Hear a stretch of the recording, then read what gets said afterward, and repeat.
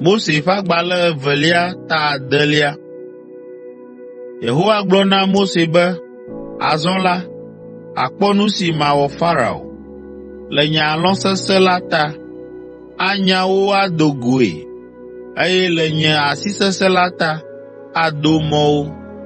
Mawu gagblɔ na Mose be, nyee nye Yehowa, meɖe ɖokuinye fia Abraham, Isak kple Yakob, abe Mawu Ŋusẽkatãtɔ la ene, ke nye ŋkɔ Yehowa la, nyemeyɔe na wo o.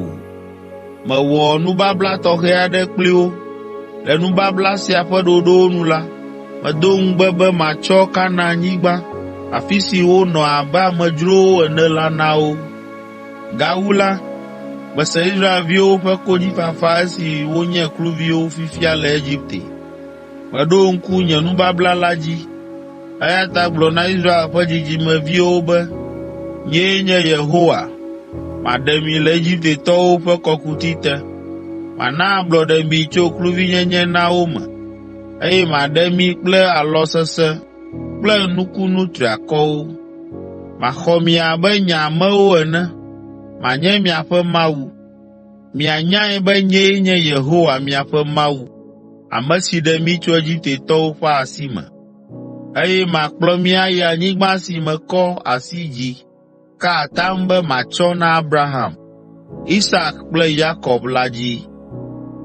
Matsɔe na mi wòazu mia tɔ. Nyee nye Yehowa. Mose gblɔ nya siawo na Israelviwo, ke womeɖo toe o, le woƒe dziɖeleameƒo kple ŋutasesẽ kple kluvimenɔnɔ ta. Yehowa gaƒo nu na Mose, gblɔ nɛ bena, gayi Farao Egipte fia gbɔ eye nàgblɔ nɛ be, ele be wòaɖe asi le Israelviwo ŋu woadzo le eƒe anyigba dzi. Ke Mose ɖe ɖeklemi Yehowa hegblɔ be, kpɔ ɖa, ne Israelviwo maɖo tom o la, aleke Farao ya aɖo tom, elabena nyemenye nuƒola nyui hã o. Mose kple Aron ƒe dzidzimegbalẽwo.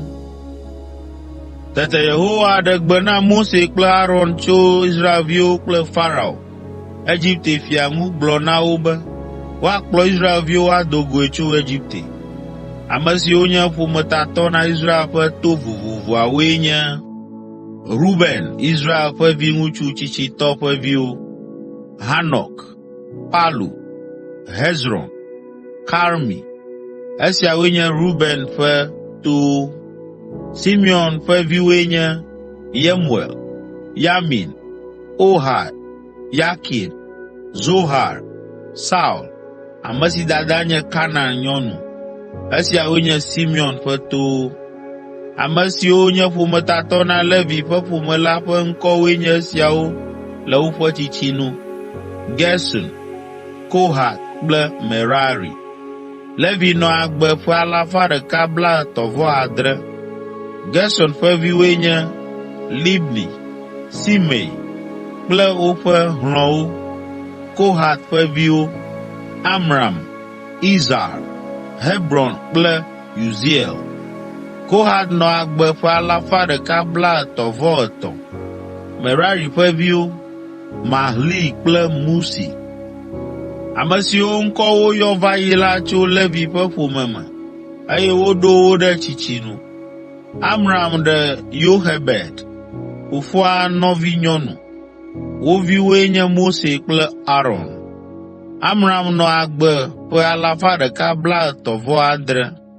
Izar ƒe viwo: Korah, Nefeg kple Zikri.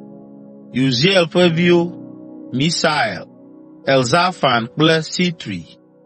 Aron ɖe Eliseba, Aminadab ƒe vinyɔnu kple Nason nɔvinyɔnu. Wo viwoe nye Nadab, Abihu, Eliezer kple Itama. Korah ƒe viwoe nye Asir, Elkana kple Abiasaf. Ame siawoe wɔ ƒome siwo tso Korah ƒe hlɔ̃ me.